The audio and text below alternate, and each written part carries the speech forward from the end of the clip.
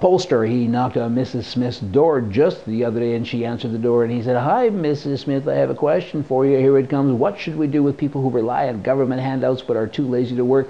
Without any hesitation, she said, "Kick them out of Parliament." Pretty well said.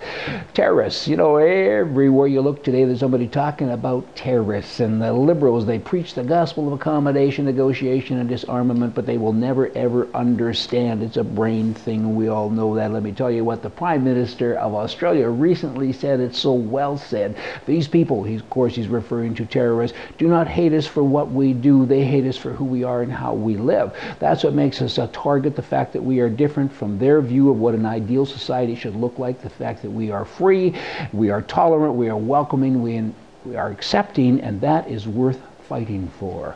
And isn't that so true? It is worth fighting for, but to do that, you gotta have a mind. There's a company here in Manhattan. It's the only commercial gun range and one of the few places in Manhattan where people can practice using firearms legally. And hundreds of clients shoot there every day. The name of it is a West Side Rifle and Pistol Range, and it opened in 1965. Bloomberg has been doing his best to get rid of all of the ranges, and he's done pretty well, but he hasn't been able to dislodge this one. They're still there. They're like a fixture, and people love it. I've been there, and it's a great place. I like it, and so many other people do. Shooting, sport shooting, is fun. The Right to Carry Reciprocatory Act of 2013 was introduced in the House, back then, and it's still being talked about all of the time. And every time you cross a line, a border, you think, ugh, have I got to get picked up? I have a concealed permit in this state. They go to that state. Now they're going to get me. It should be like car insurance, like a driver's license. You should be able to kind of take it federally, and they're still working on that, and I sure hope they get it through someday. Of course, I'm talking about concealed carry laws.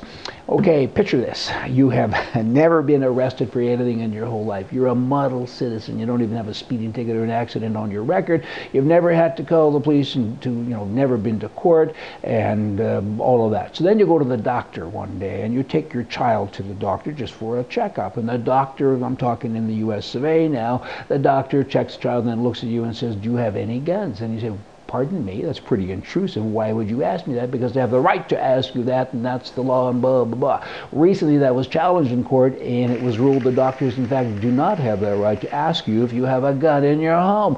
Who the heck are these guys? I mean, who do they think they are? As it stands now, at the moment, doctors cannot ask questions about gun ownership, but once again, they have appealed the ruling, this time to the 11th Circuit Court. You know what? That the doctors even had this right in the first place. That's absolutely outrageous. It's not their business, and it's a fact that doctors kill more people than people do with guns anyway. Hey, global warming. Where is it? I've been looking, I've been hearing about it for like a dozen years. I haven't seen it anywhere. I kind of think it's up there with the millennium and weapons of mass destruction. I mean, have you seen any global warming? I wonder what would have happened if guys like Al Gore and others, of course, too numerous to mention or name, were around in 1930 when all the dust bowls and the weather things were going on. They would have had a heyday. Hey, okay, I think that's it for the day. I got one other thing here, but I'm going to save that for another day because it's a long story. So you come back tomorrow, and we'll have a long story for you from the right.